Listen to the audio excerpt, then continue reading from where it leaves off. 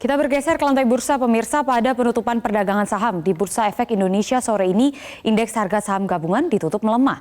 Sementara nilai tukar rupiah menguat tipis di pasar valuta asing. Informasi selengkapnya kita akan segera bergabung dengan rekan Mercy Wijaya langsung dari studio Bursa Efek Indonesia. Mercy, faktor apa saja yang menyebabkan pelemahan IHSG? Najla dan pemirsa, semenjak dibukanya sesi kedua perdagangan siang tadi, indeks harga saham gabungan bergerak melemah.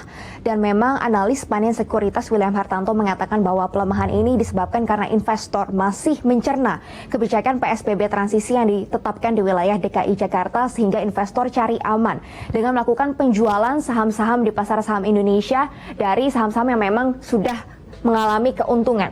Sementara itu, analis Alfred Nainggolan mengatakan bahwa pelemahan yang terjadi semenjak sesi kedua ini murni karena aksi profit taking yang dilakukan oleh investor domestik. Dan kalau kita lihat posisi penutupan saham pukul 3 tadi terjadi dengan pelemahan sebesar 0,49% atau indeks turun 24 poin di level 4.916 dengan nilai transaksi yang sudah mencapai 12 triliun.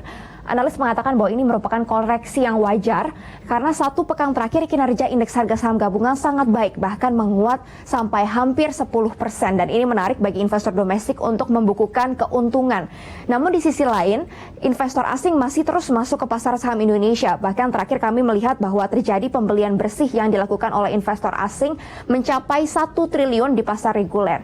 Dan kalau kita lihat pelemahan pada indeks harga saham gabungan ini sebenarnya tidak melemah sendirian karena indeks utama kawasan Asia lainnya juga ada yang melemah, di mana indeks Nikkei memang masih mencatatkan penguatan tipis 0,36%, namun indeks Hang Seng ini melemah 0,05% dan indeks Straits Times Singapura melemah 0,07% karena masih adanya kekhawatiran hubungan dagang antara Amerika Serikat dengan Tiongkok yang masih menegang.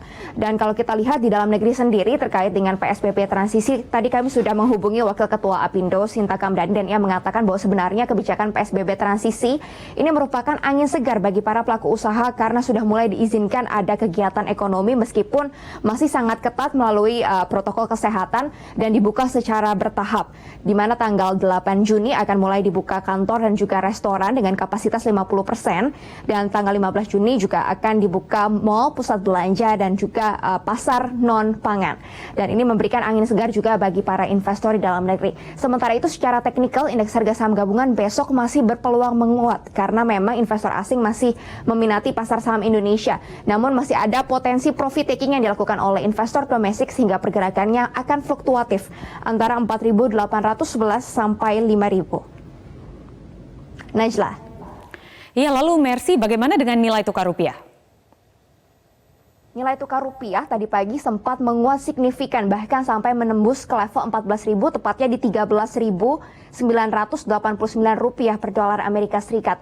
Namun tadi jelang penutupan perdagangan, pergerakan rupiah juga sangat fluktuatif, naik dan turun meskipun berhasil ditutup dengan menguat tipis 0,07% di posisi 14.116 rupiah per dolar Amerika Serikat. Dan secara teknikal pun analis memprediksi bahwa rupiah masih berpeluang menguat besok antara 13.800 sampai 14.200 rupiah per dolar Amerika Serikat. Namun investor juga masih akan memperhatikan data yang akan dirilis oleh Amerika Serikat malam nanti terkait dengan jobless claim atau klaim pengangguran yang diperkirakan akan membaik Amerika Serikat. Dari puncak tertingginya ada 24,9 juta pengangguran di Amerika Serikat, ini diperkirakan akan turun menjadi 20 juta pengangguran di Amerika Serikat. Sehingga data yang positif ini akan membuat dolar Amerika Serikat menguat dan membuat penguatan dari nilai tukar rupiah akan terbatas. Demikian laporan kami dari Bursa Efek Indonesia, kembali ke Anda di studio. Mercy Wijaya, terima kasih atas laporan selengkapnya langsung dari Bursa Efek Indonesia.